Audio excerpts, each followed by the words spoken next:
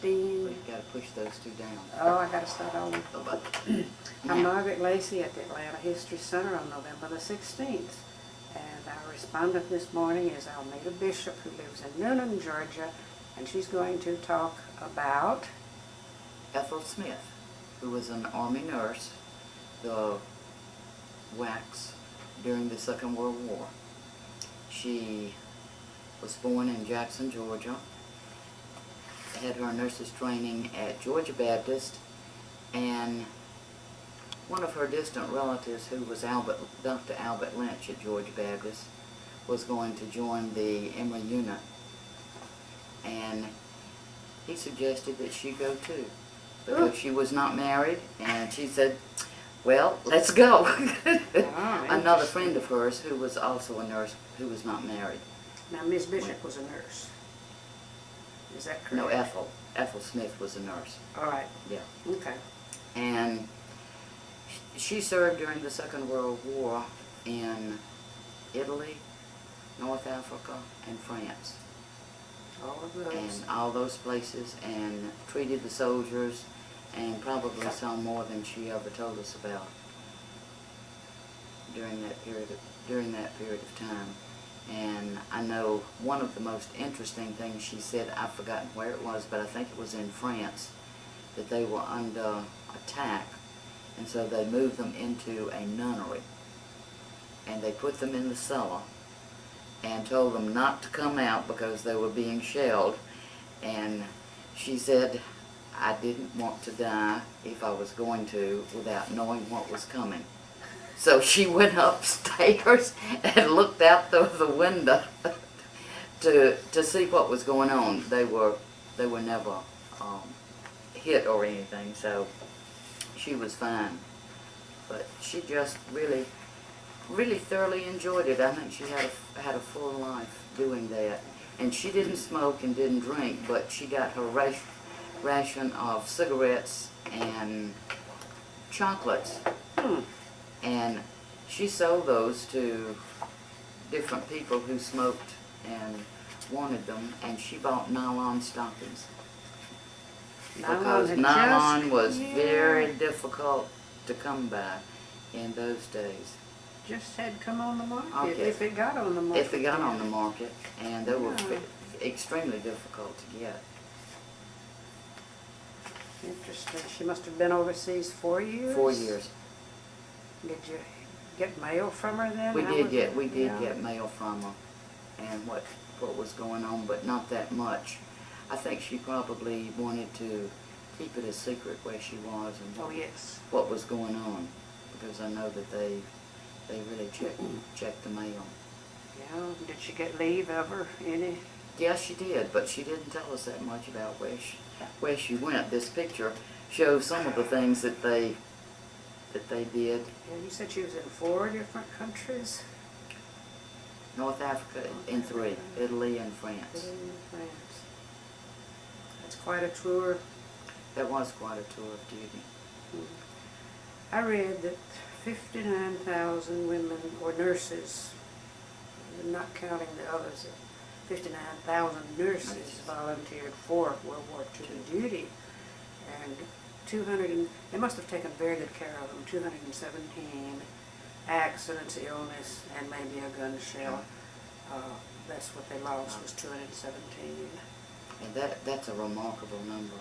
59,000 volunteers. You don't get there unless you volunteer. That's right. As a nurse, or maybe as a woman either. Right, back then, as a woman, I know that they wouldn't just take you in the regular army as a woman. So when she came back,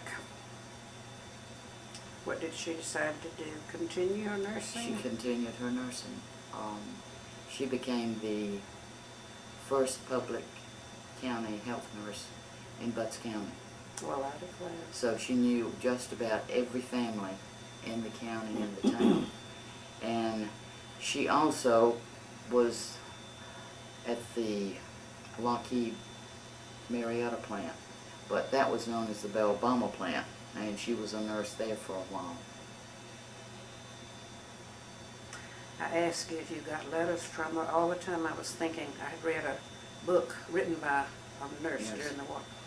and in that, they never had time to ride. 12-hour day, Days. get up and go back to work. I was just thinking, you probably wouldn't get much mail. We probably didn't, and that's something I need to ask my sister and my cousin about, if they still have any of the letters. I don't know, they may have family may have thrown them away. You might find them. You may find them somewhere. Very interesting thing about her is she never married. She was engaged to a major.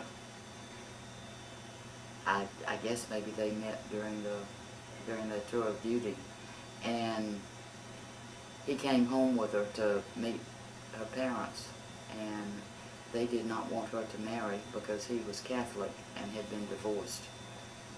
And of course she was a good Southern Baptist, but she was going to marry him anyway. But he was killed in an accident here in the United States. So she dated very, very little, but she devoted the rest of her life to being a nurse. That was her calling. That was her calling. It's a wonderful profession. Did you ever think you might follow in her footsteps? No, I never did. I did have a cousin though who did. Yeah. One of my cousins became a nurse. Yeah. But I went into the medical profession. I became a medical technologist. Worked in microbiology. Interesting. So I thoroughly enjoyed that. One thing interesting about Ethel was she retired and moved here to Atlanta, and the home right around the corner here from the History Center. And I told her she needed a doctor, and I said, now I have a very good doctor that's a woman. And she said, I don't want a woman doctor or a woman preacher. And she said, I'm going to the VA hospital here, and they will give me good care. So I made the appointment for her, and we went out there to get started. Where was the hospital then? It's the new one out on Claremont? Claremont. Oh, all right. On Claremont.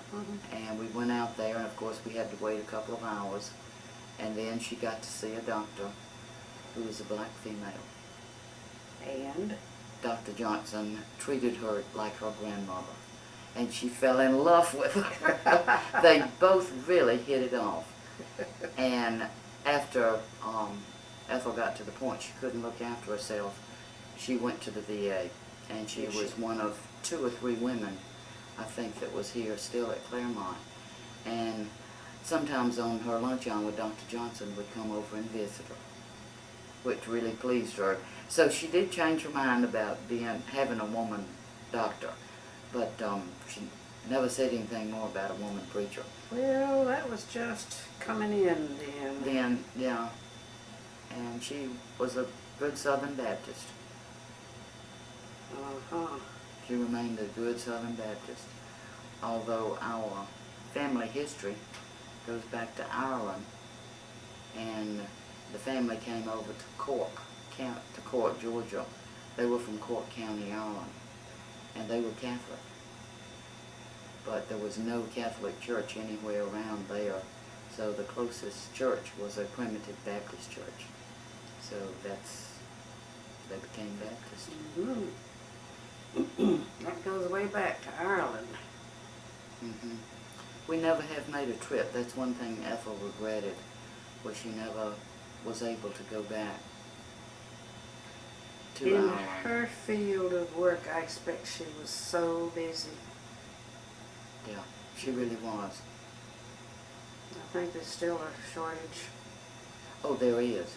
My husband's daughter is a nurse, and she really is able, I guess, to pick her time when she wants to work and all, because there is such a shortage of nurses, and she works in labor and delivery.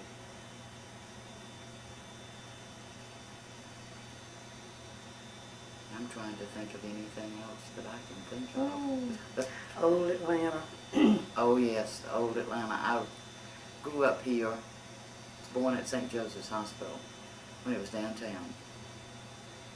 And I guess maybe my first memories are of the Ponce de Leon Baptist Church. That's where we went to church, and we lived down the street on Rosedale Road. Mm-hmm. Pretty street. In a duplex. Yeah. And back then, of course, we didn't have a car because that was during the Second World War. Well, how much rationing was gas then? A gallon or two a week? I think so, something like The it. cars wasn't being made. Jeeps were made. Mm-hmm. Tanks, I suppose. Equipment, anyway. And I know we didn't have a car, but we would walk up and catch the trolley Mm-hmm. and go where we needed to go. It worked. That's right, it worked. We would go on Sundays out to Emory after church to eat in the cafeteria. Really. They had some of the best juice rolls I've ever eaten. I remember food. Our rare treat was to go, maybe not on Sundays, but on some holiday, go to the S&W on Peachtree. Oh, see, we would leave the county and go to Atlanta. Mm-hmm. Or we would go there and then go down to Rich's and to Davis and Paxson, go shopping, and eat at the S&W cafeteria across the street. Richards put in an escalator, I think in 44, for the first 2 stories. That may have been all they had, was 2 stories, Richards department store.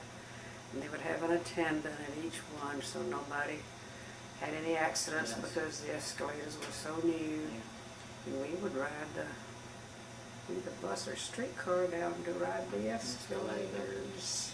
That's right. Yeah. Do you remember the Francis, Virginia tea room?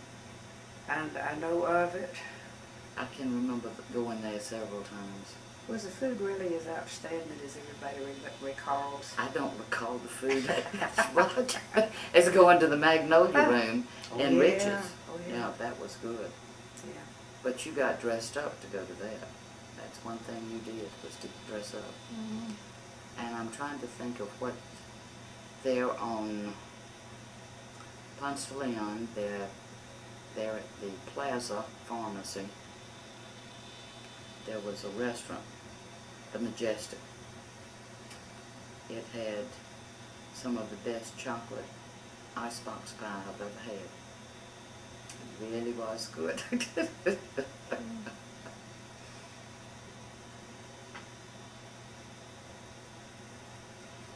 Did your Aunt Ellen give any talks, or maybe there were any requests for her to discuss her experiences? I don't think so, other than the friend of ours who interviewed her he was doing a project with Georgia State. And he doesn't have a video, but he has an audio of her recording that we're going to find. Oh, good. She had a full life, many years. She certainly did.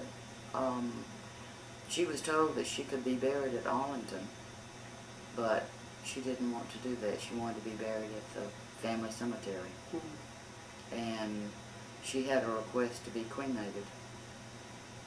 And she gave her body to Emory to be used by the medical students. Because she said she could remember when she was in training that it was very difficult for the doctors to have a cadaver to work with. I was told that the war also interfered with the obtaining cadavers so they could learn anatomy. And I was told back then it started off with 2 interns. I guess they'd be medical students then, not interns. 2 medical students per cadaver able, and later it got to be 4, and I was speaking with he was head of that memorial donation, and he said, well, now it's 6. Oh, really? That's what I said. Yeah, still difficult to obtain. Pain, I guess so. I hadn't even thought about it.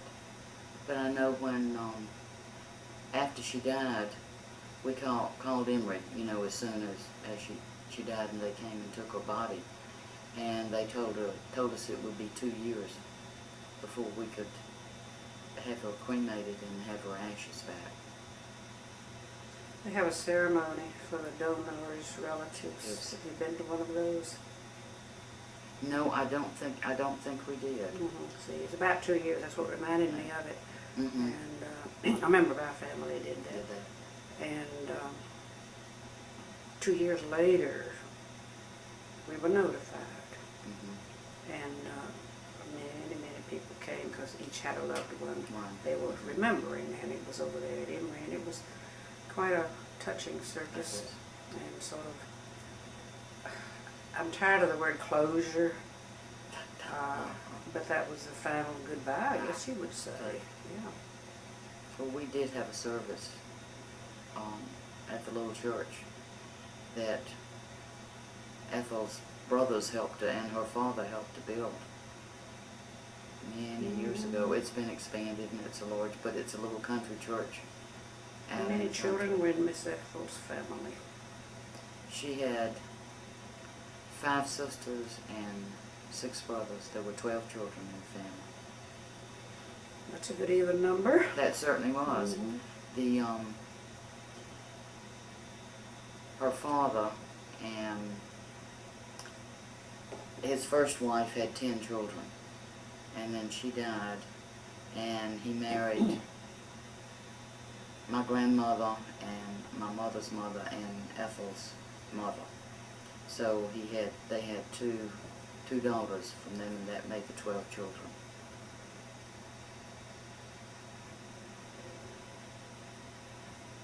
I'm trying to think of. Okay, now start at the beginning. Okay. I had been married and divorced, and then I met my husband, and I carried him to be introduced to my family. And, oh, this is one thing interesting. When I was in college, I carried my roommate home, and most of my aunts who had married, their husbands had died, so they had all moved back to the home place. And I introduced them as Aunt Ethel and Aunt Mary and Aunt Floride, and my roommate said, "You live in an anthill." So I carried my husband down to meet my aunts, and Aunt Ethel said, "Now, I will make a pecan pie." She made real good pies. And I said, "Now, Ethel, we're on a diet, and we won't have any dessert or anything else." I said, "We'll just come and visit, and you make some coffee." Well, she made a pecan pie, and she cut it and put it in front of him, and he didn't eat it. And they had mutual respect for each other after that, because he had said he wasn't going to eat it, and she was trying to force him to eat it, and he wouldn't do it. So anyway, she respected him. And she told him at one time, she said, "Now, the time will come when I'll need to go to the hospital." And said, "I won't want to go," but said, "You take me kicking and screaming to the nursing home, because you'll know that it's time for me to go." Bless her heart. What in the world was she thinking? Well, she was thinking ahead because she didn't have any children. She wasn't married, and she needed somebody to depend on her. And one day she called. She was looking after her sister, and she was not in real good health. She was living at the home place and trying to do the work, keep up everything, and she was almost having a stroke or a heart attack. And she called us, and she said, "Now you call the VA and tell them that I'm on the way." And he said, "Okay." And she said, "Now I want them to be ready for me and have a stretcher or a wheelchair out there when I get there." And one of the neighbors was going to bring her, so Mickey called the VA to tell them. And they said, "Well, we'll take care of her when she gets here." And he said, "You don't understand." He said, "Miss Smith served with Patton's army in North Africa, Italy, and France, and she is as hard as an old boiled owl. And she said she wants you to be ready for her when she gets there.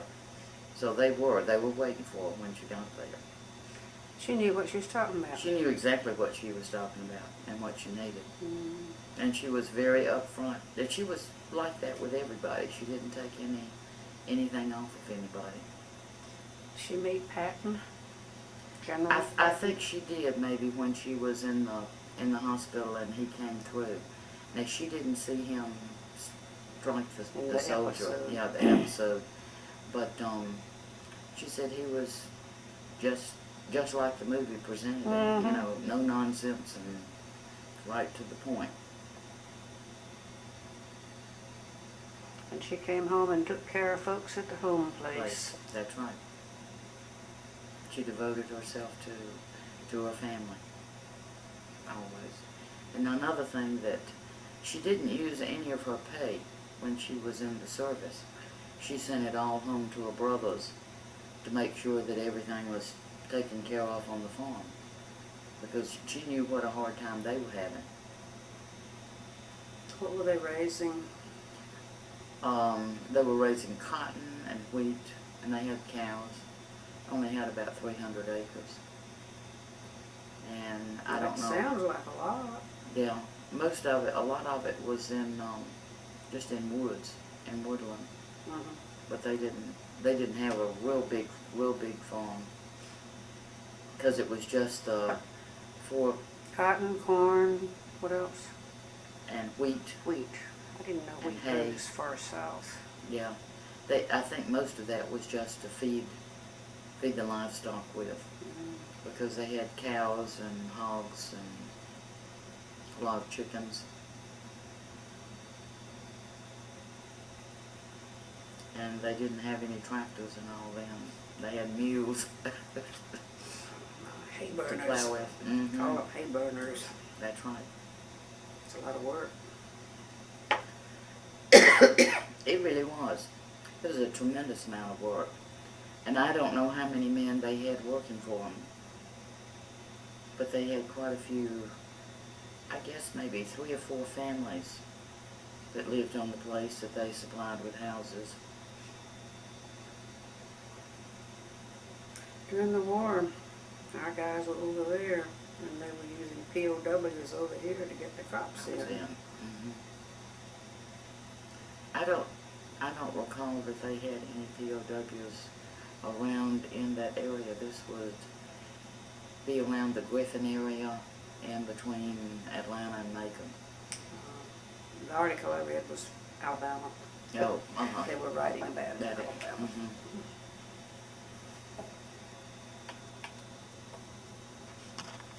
What else? I'm trying to think. Certainly would be.